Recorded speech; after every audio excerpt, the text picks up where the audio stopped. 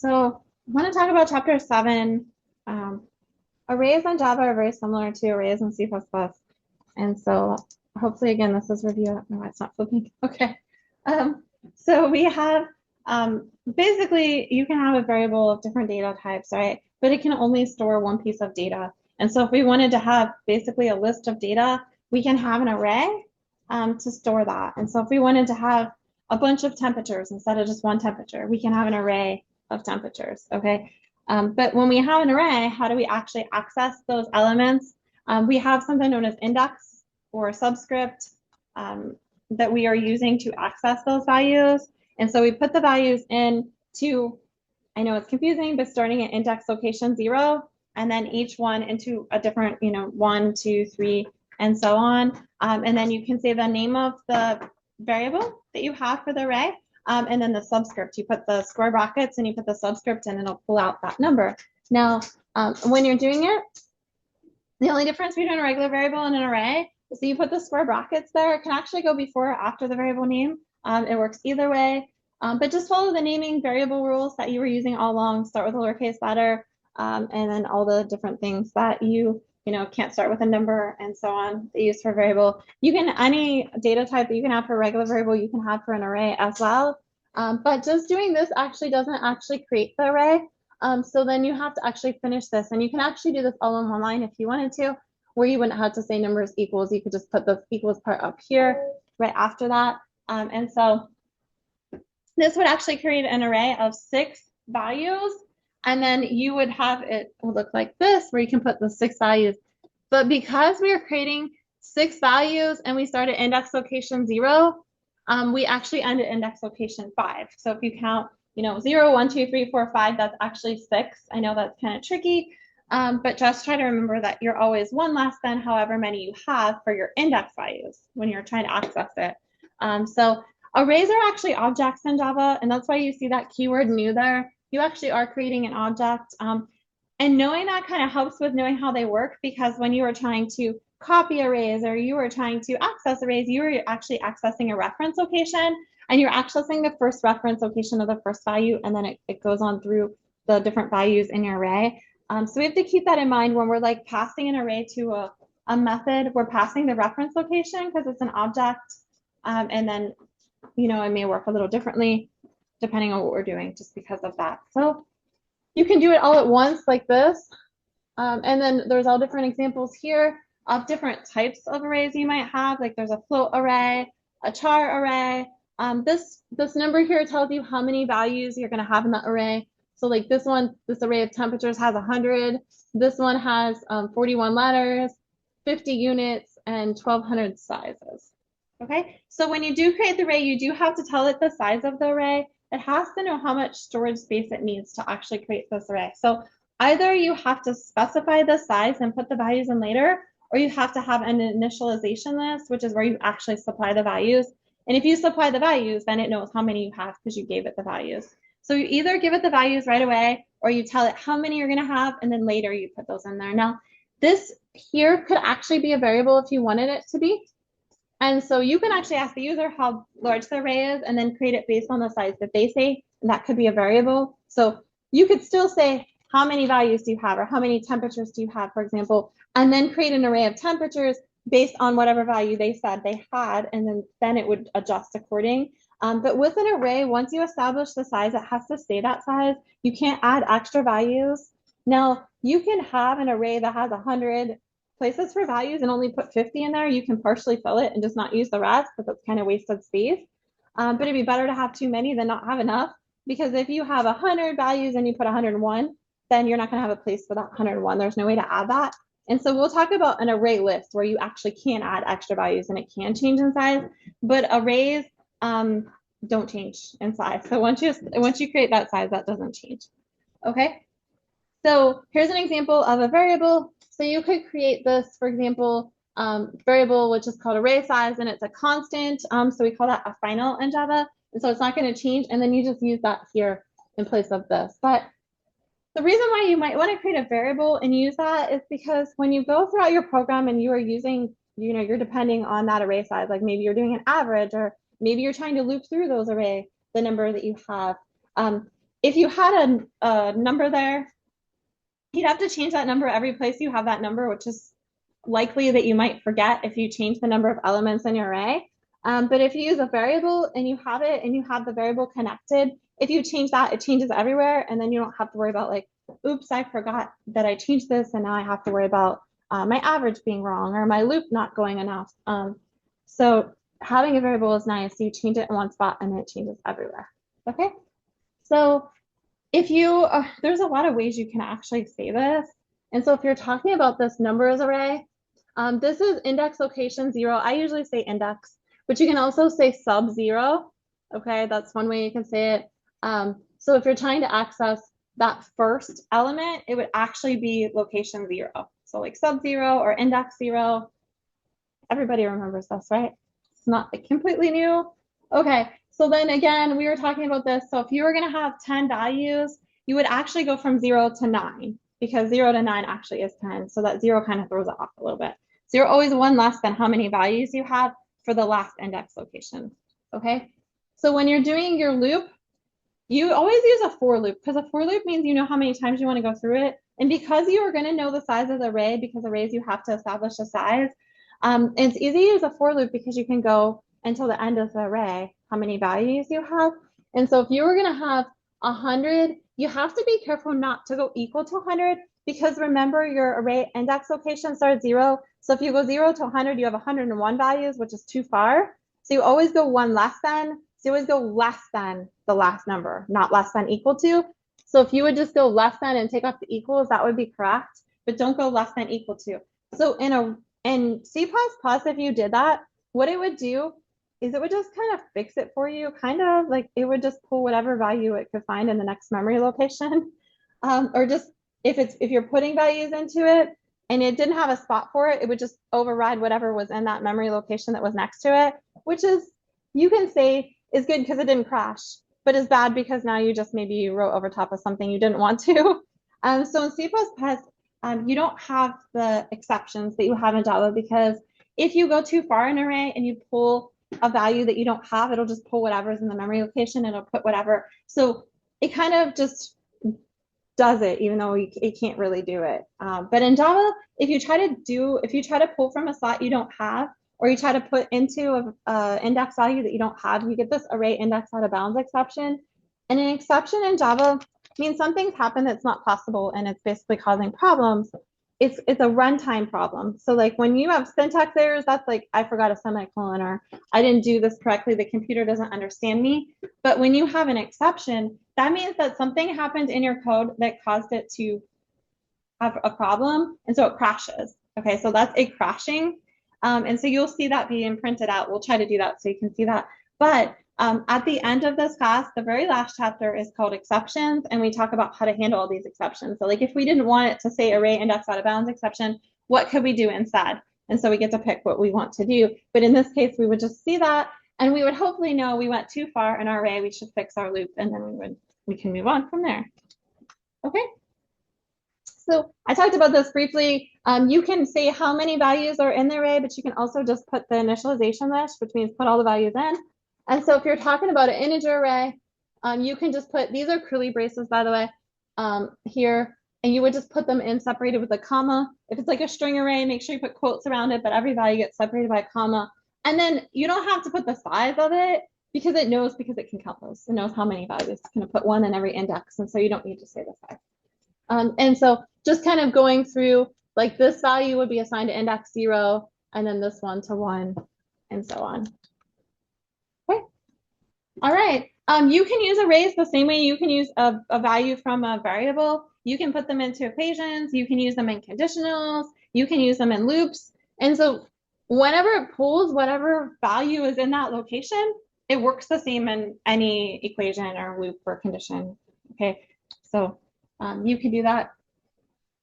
So if you want to know the length of an array, there's actually a field called length.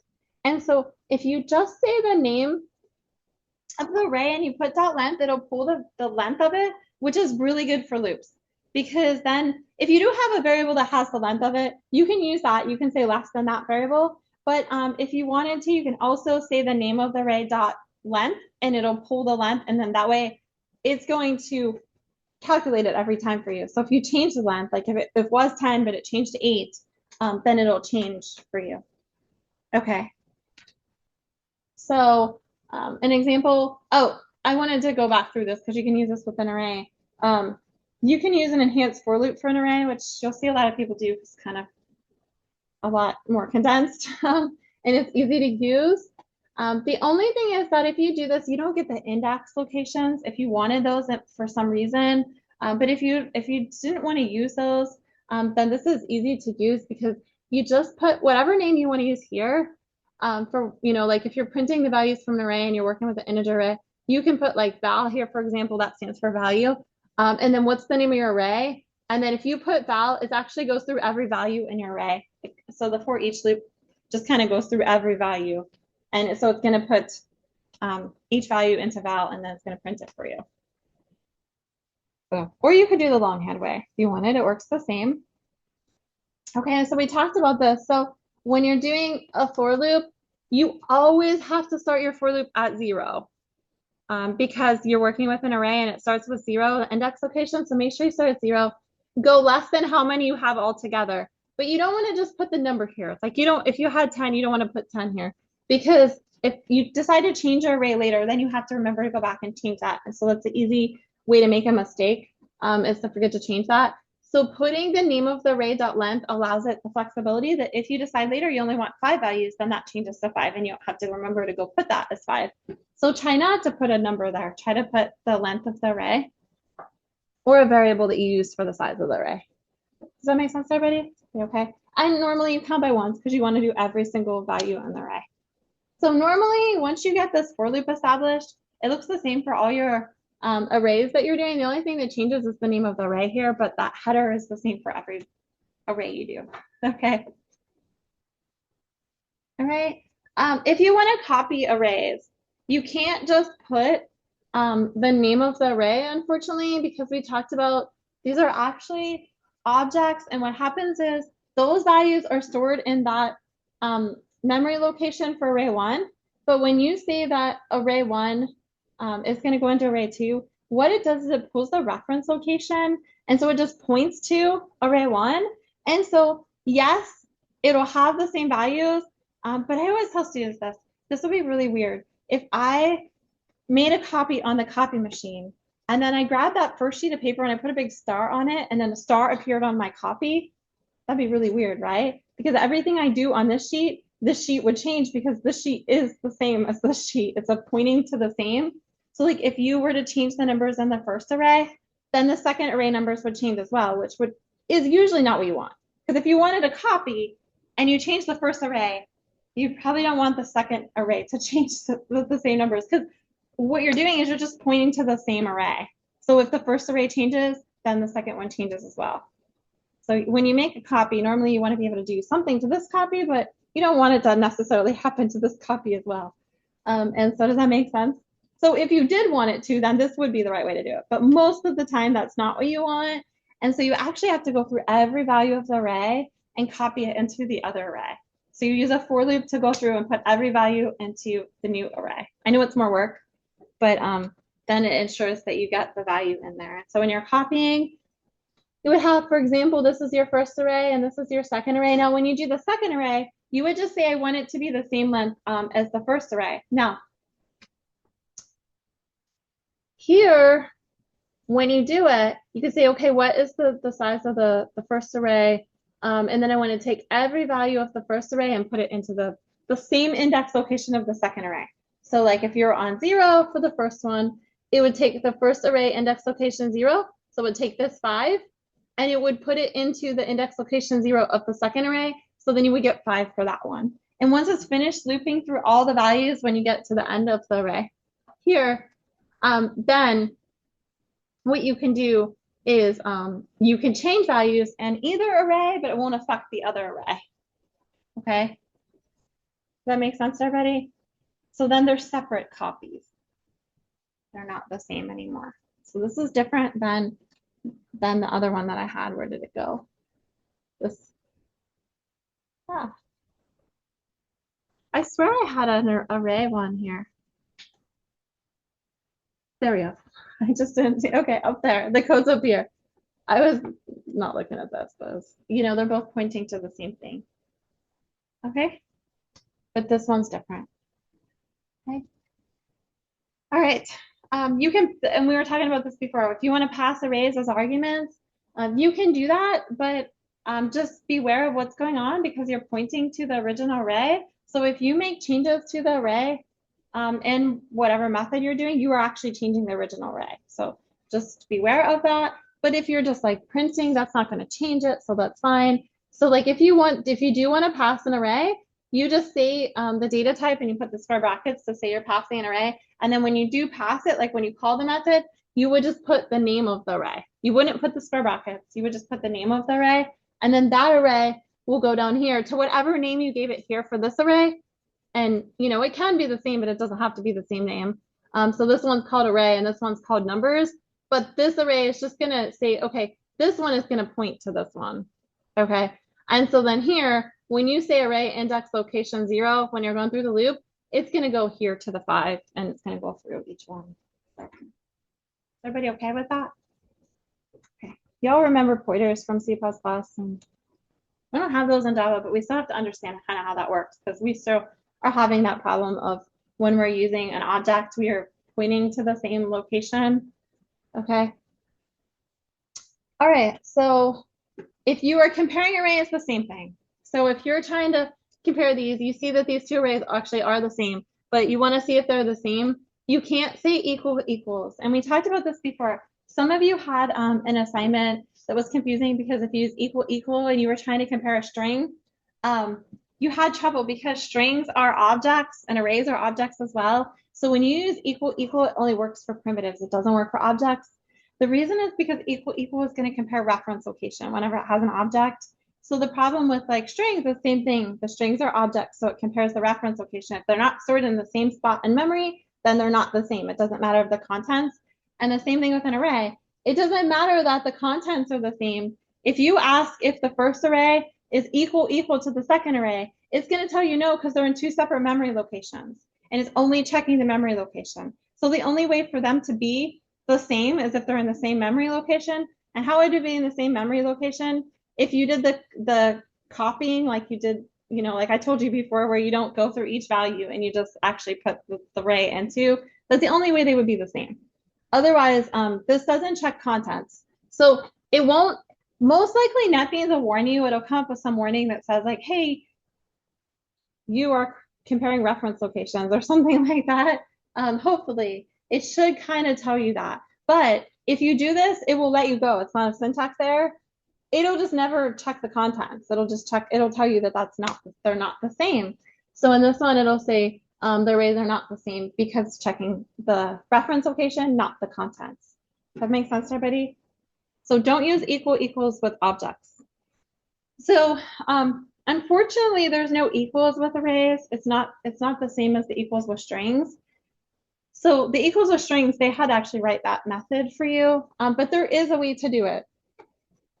Okay, so if we had them, we can actually go through and do a comparison. So if we are comparing the arrays to see if they're the same, we're going through each value and checking to see. And here we're comparing if they're not equal, then we're going to set it as false and we'll know that they're not the same. Like as soon as we hit a value that's not the same, then we know they're not equal, right?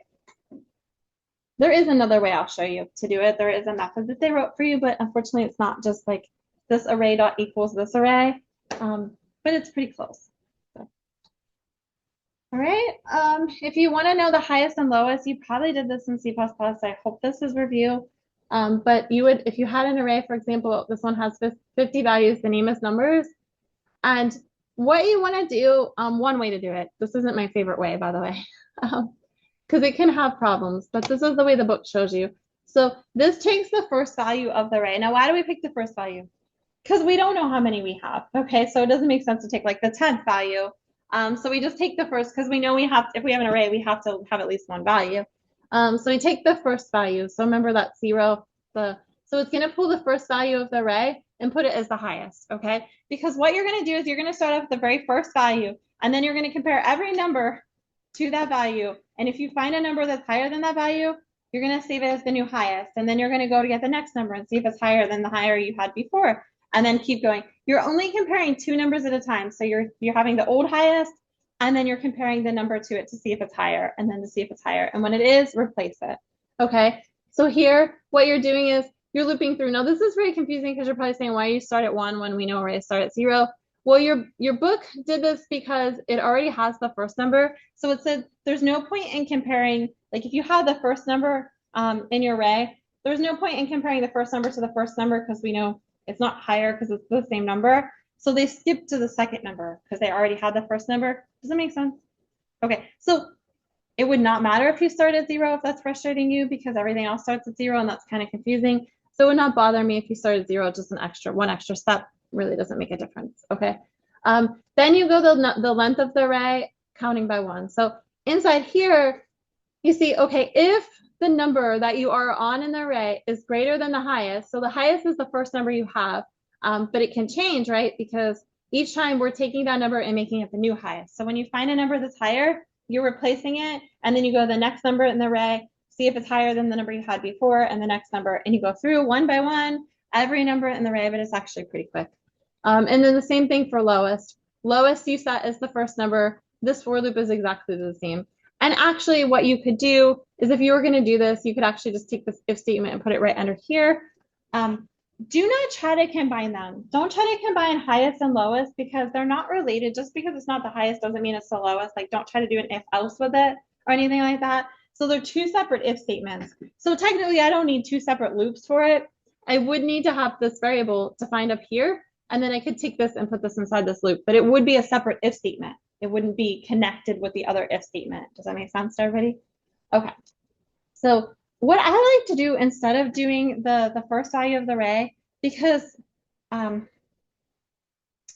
what happens is if you, depending on how you write your code, okay, if you don't actually have values in your array, which we actually don't have any values in here because it just says that it has 50 values and there's actually no values. You would have to have a loop. So I don't really love this slide. You would have to have a loop that put values in there before you take that, because otherwise they're all just 0. Okay. So I don't know why we're comparing because they're going to be 0 anyway. But we need to have some numbers in there. And what happens is sometimes students will define the highest up before they get numbers in their array. And it happens is if you create your array and then you pull the highest as the first number, but you don't have values in your array, it's going to pull 0, right? And so for highest, that's probably okay because probably everything's higher than 0, right? But for lowest, when it pulls 0, it's going to say like 0, 0 lowest because nothing probably is going to be lower than 0 unless you have negative numbers. And so I really don't love that. So what I do is I like to use a way that works no matter where you put in your program, as long as you put it before you use it. I like to say that the highest is the lowest possible value you can have as an integer. And so if you just say integer dot, I think it's min, integer dot min or something like that. You know how we do pi? There's a pi value. It's inside of the math class. Maybe, sort of. Okay. You can say math.pi. There's a constant inside the math class. There's a file out there and there's a constant in there called pi. And it makes me never have to remember beyond 3.14. Okay. Because it'll pull like the 16-digit decimal number for me. So I don't have to remember what pi is. I also don't have to remember like what the lowest possible integer value is because I can ask Java to pull it. And the way you pull it is there's a file out there called integer, right? And it's part of java.lang, so you don't have to import anything. You just say integer, it's a file, and you say dot, and it should pop up. I think it's like min, something min, integer min, min value or something like that. It's a constant. I think it's min value. It'll pop up, and because it pops up, I don't have it memorized, but I think it's min value. And then the same thing with the max. So I always, for the highest, I always pick the lowest value, and you might say why? Because then everything would be higher than it, right? And technically, you could probably just go with 0 because if you're not working with negative numbers, then that's going to, everything should be higher than 0, right? But for like the lowest, you would pick the highest possible number. Now, you could just say like, okay, the highest number I'm going to have is 100. So I could just pick 100. Yeah, you can probably do that. But if you want to be sure that it works every time, no matter what, if you say integer dot max value for the lowest, then everything has to be lower, at least equal or lower than that, right? So that's what I like to use. And the reason is because I see students put it in the wrong spot and then have it not work. And so it's kind of like just something that I'm like, okay, if you put it in the right spot, it works. But if you don't, then it doesn't. And if you do it that other way, then if you put it in the wrong spot, then it doesn't matter. So that's why I like that, because it's more consistently working. Anyways, I'll show you with a program and that might help. Okay. So you can do like a total. You probably did this in C++, I hope so. So you always start your total at 0. Again, every for loop that you do with an array is going to start at 0, go the length of the array and count by ones. And so the only thing changing is the name of the array. And then you would just take whatever one you're on and add it to the total. And you could do the little shortcut where you add each one to the total. And then this one's just adding the average. So the average would be, and this is why, like, again, you would say the name of the array.length, not just the number that you had, because then that changes, that updates. That makes sense, everybody? All good? Okay, so hopefully a lot of this is a review and not completely overwhelming. Okay, you can have a double array, and if you want to return a reference to array, remember you're returning the pointer to an array. It would be the same as if you're working with another data type, except you just put the square brackets. And then what it does is it's going to return a reference to that array. So it's pointing to that array. Okay, string arrays, strings are objects, so you can create an array of objects. And so that's fine. So if you were to have, for example, this is a names array and it has these 4 names in it. So it would put index location 0 would be Bill and 1 would be Susan. Remember, we start 0, 1, 2. Okay. So there's a difference between the length field and the length method. So if you look here, if you're working with an array, it's a field. So it doesn't, the reason why you have to know is because you put parentheses or don't put parentheses, okay? So the field, because you might have been wondering that, why don't you put parentheses after this length? Because if it's a method, but it's not a method, it's a field. And so because arrays are objects, there's actually a field that saves the size of it. So remember, a field is just that instance variable goes with an object, okay? So when you want to go to a variable that goes with an object, you just say dot the name of the variable, okay? So it's a variable, not a method. That's why it doesn't get parentheses. And if you put parentheses, it's going to complain, okay? So this length of an array is a field, not a method.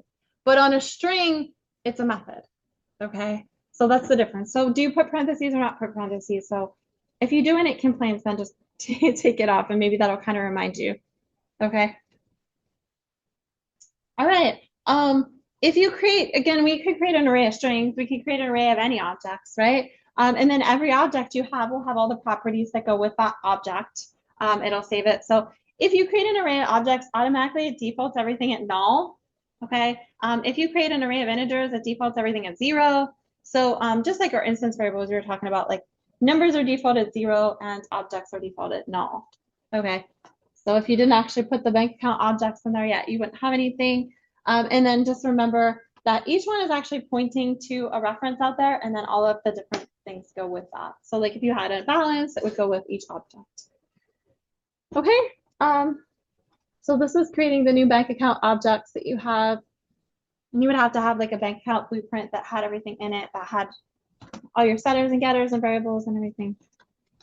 Okay. Two-dimensional arrays. Hopefully you covered this in C++. It's a lot of fun because a lot of times we don't just have one dimension. So we were talking about like rows and columns that we would have.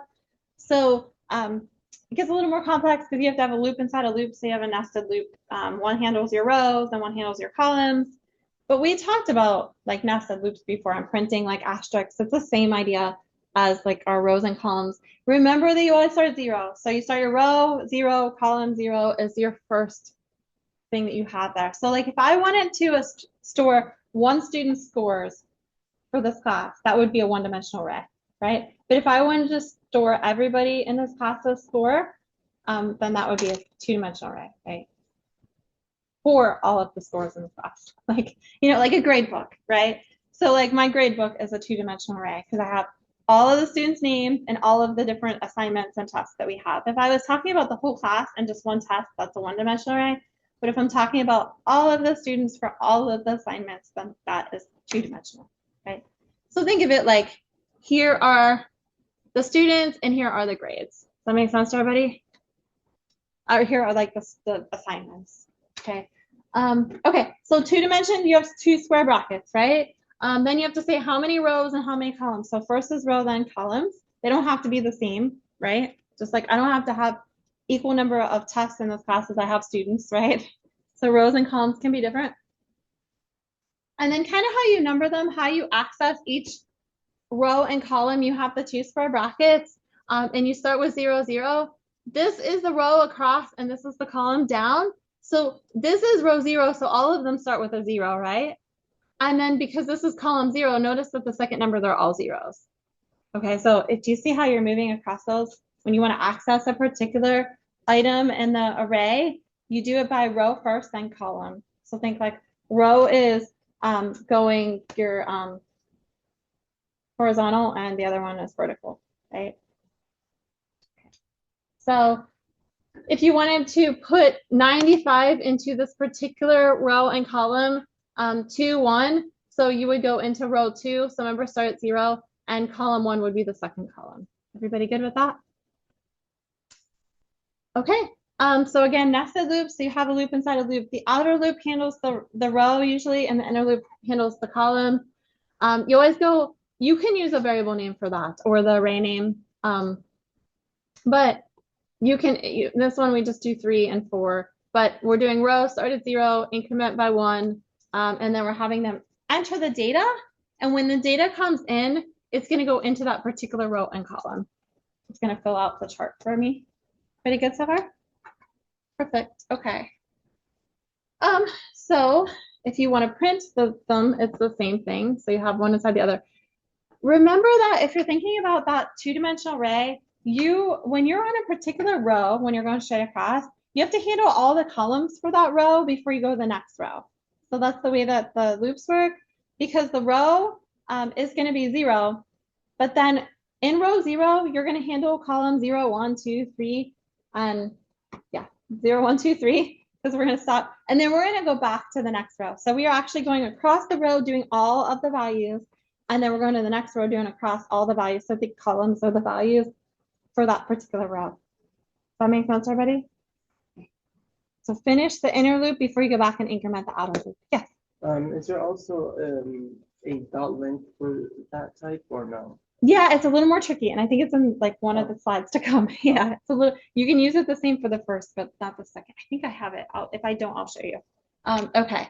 So when you're initializing it, if you did want to put the values straight into the two-dimensional array, instead of putting them in with a loop, if you knew all those, you can do it this way. It's kind of tricky. So if you think like, okay, you have these are curly braces, by the way, these and these. You have outer curly braces on the whole thing, but then this is one particular row. Okay, so this is row 0, this is row 1, and this is row 2. Everybody with me? And then this is column 0, column 1, column 2. Column 0, column 1, column 2. Column 0, column 1, column 2. Are y'all okay? Okay, so if you were to fill out a little chart, you would actually just be able to take 1, 2, 3 across the top, 4, 5, 6, and then 7, 8, 9. Okay. So if you look down here, you can see it kind of looks like a chart, and think like this is column 0, this is column 1, this is column 2, and then row. Okay. Everybody's kind of understanding how that's laid out. All right. So here's how it looks if you were to put the values into an actual table. So you can access like this is row 0, column 0. Okay. This is where we're going to talk about the length, right? It's a little different, but you can still do it. So like this one is the same for the rows, but for the columns, you have to say what row you're in for the length, so it can pull the row, the column for that particular row. Okay. And you can have different numbers. Like you don't have to have the same for all of them. Does that work? Okay. Oh, I didn't know I had it. Okay. So if you want to sum all of the values, like let's say you had all the scores for this class and you want to sum all of them, then this would work because you would actually just go, here it's using the length one on both of these. You would take whatever row and column you're in and add it to the total. And if you put it inside that inner for loop, you'll get all the values. And then when you come out of both for loops, then you can print the total. But that's the total for that's the total of all the values, right? That I have there. Okay, so far so good? Okay, but if you didn't want to get all the values and you just wanted to actually sum the row, then you can do it the total for the row. And so what you do is like these are the same, but you would actually do this and you would reset. So see how the total is getting reset at 0? So what you're doing is you're actually getting the total and then you're printing after. See, this is kind of tricky because it's not indented real far, but there's no curly braces around both these lines. So only the total is included with this inner for loop. So it would go through all of the columns for the row, and then it would print the total for the row, and then it would reset the total for the next one. And then it would go through all the columns for the next row, print it. See, this doesn't happen until this loop is finished, right? Because this is the only thing that's included in this. So then it would print the total for that row and then it would reset. The total equals 0 resets it, so it doesn't keep getting the total of everything, right? Otherwise, it would just keep accumulating. Does that make sense to everybody? So then you would only get a total for a particular row. So if you had like student scores, like if you're thinking about that, you could do one student scores, what's the total? And then another student scores, what's the total? Everybody good? Awesome, I'm so excited. Okay. And then if you were doing the opposite, you would have, oh, wait a minute. Did I go the wrong way? Okay. You could flip the rows and columns. And then same thing, you reset the total, and then this will be the total of the columns instead of the total of the rows. So instead, you could do like the total for the test instead of the total for the student. I'm just flipping it. Okay. All right. So you can have ragged arrays where you have different lengths. And so each row could have a different number of columns if you wanted. And so that's how you can do that. You can have more than 2 dimensions. We're not going to do that in this class, but you can have more than 2 dimensions. You just add more square brackets. So if you think of like a cube, I can think of like not only this class, but my other classes is I can keep adding different dimensions to it, which becomes more and more difficult the more dimensions you add, right? I'm gonna actually show you a program of this. So you've been seeing this all along, and you probably knew it was an array because it has square brackets, but we've been kind of ignoring it. So really, you do have to have it there as a safety net. You can change the word args to be whatever you want because it's just the name of the array, but usually people just leave it. I don't ever use this because I don't really run a program with command line that I want to type something into that I want to be a string. Okay, so whenever you run a program like in command line, and I'm not even talking about like NetBeans. I'm talking about like basic command line, like DOS or something. You could type data and it will go into this args array, okay? But it's going to be a string. And then you would have to convert that string to be whatever you want, unless you want a string.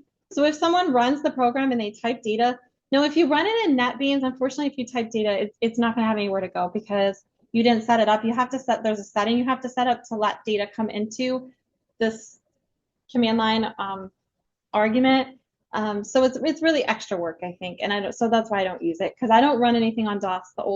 In the old days we did, and it might be like useful, but since we don't anymore, and everybody uses editors, each editor has their own setting for how to access this, and it's really kind of a pain to just do. I mean, but you should know what it's there for. That was the original purpose. Is when you're running it on command line. Does anybody ever even use like a DOS command line or like? No, okay. I'm like really, so back in the day when you had the little floppy disk, you had to insert your floppy disk in, you would sit with a little prompt that was blinking, and if you didn't know what to type, you never got anywhere. Like I could never play a game because there was no double clicking. So back when I was young, if I wanted to play a game, I had to know the command to do so. And so we are way beyond that. Now we have these graphical interfaces and nobody even touches command line. And so I feel really old every year. But I will take you in there. I will show you and you'll probably never use it again. But it's kind of fun and we've come a long ways. Now we don't need to know commands. We can, everything's kind of graphical. We can drag an icon. I mean, if you wanted to like move a file, you had to know the command to do so. Now you just take the file and drop it into a folder, which is kind of cool. But you had to know paths and how to commands, and it wasn't as fun, right? But we've come a long way. Okay, so you probably hopefully talked about vectors in C++, right? Maybe, okay. Vectors are pretty cool in C++ because you can actually change the size of them. And so we know that arrays have problems because you can't change the size, but you could change the size. So vectors were a little easier to work with. but vectors were just for C++. We don't have vectors in Java, but we have something known as an array list, okay, which kind of works the same way, different commands and everything, but same idea. Okay, so array lists are more flexible. Okay, so if you wanted your list to be able to change size, you want to add something to it, you can't do that with an array, but you can with an array list. So you need to do an import for this. Okay, it's in the Java util package. And then an array list actually only works with objects. Okay, so if you wanted to add primitives to your array list, you would actually have to do the object version of the primitive, which we're going to talk about in a later chapter. But you just, like for int integer array, instead of putting lowercase int, you would put integer with a capital I, because it has to work with objects. So that's the difference. That's one of the drawbacks, I guess, is that you have to work with objects instead of working with like primitives. But it converts everything for you. So you just have to know that like integer is capital I and the word written out instead of int. But for example, if you wanted a string, you know, we work with strings as objects. They're objects anyway, so that's no different. But you write it like this. You put these little angle brackets and then you put string in there. And then it knows you want a string. Now, if you want to add things to the array list, you can use the word add. The really cool thing about NetBeans is if you type in the name of your array list and you hit period, it comes up with a list. And so you don't really have to memorize that it's add or remove. Or I guess that's also a drawback, is maybe you don't remember it. But and then you can ask the size. So instead of length, it's size. And it has all the commands. When you hit period, it'll come up with the list for you. So if you want to get something from a particular index location, it still uses index location 0. 1 would be the second one. Okay. You want to remove something, you can say remove and which one you want to remove. You can add something to a particular location if you want, because otherwise it just adds it to the end. So if you want to, you know, make something, you can say add what location you want to add it to, or if you want to replace an existing item, you can use set. Okay. Automatically you get 10 items, but if you wanted more, you just put in parentheses here how many you wanted. So you get 100, but an array list can change size. So you can add more if you want, change in size. Okay. You can put objects in there. You can put objects into arrays too, but you have to put objects in array list actually. So it's just that if you're working with like integers, you use the integer object version. We'll talk about that and if you like why you would want to do that. Normally you don't do it unless you have a reason, like putting into an array list, or you wanted to use something that is a feature that comes with an integer object. Because if we're just using it as like a value, we normally don't make it like an object integer because it takes up more room. Okay, so if we had an array list called this, for example, we wanted to add a bank account to it, we could do it like this. Then if we were going through it, we would still start at 0. We would still go, instead of length, we use size for the size of the array list. Going by ones, and then we can use get to get each index. And so it looks a little different, but pretty much the same like idea as using an array. Everybody okay with that? All right. In the newer version of Java, we are way beyond Java 7. You know, we're on like 21 or something. So I don't even know why. Like, but if you want to write at the OB, it's fine. It still accepts it, but you don't have to specify the data type at the end anymore. So we're like way beyond 7. Okay. So anyone have any questions? I want to practice with you on Wednesday. So we will definitely take some time to go through and work with array lists, and you know, we'll see how much time we have. I want to do like a 2-dimensional array for sure, and then we'll see how much time we have for other examples on Wednesday. But hopefully you got the idea of everything in Java, close to C++ though, right? Not too much different.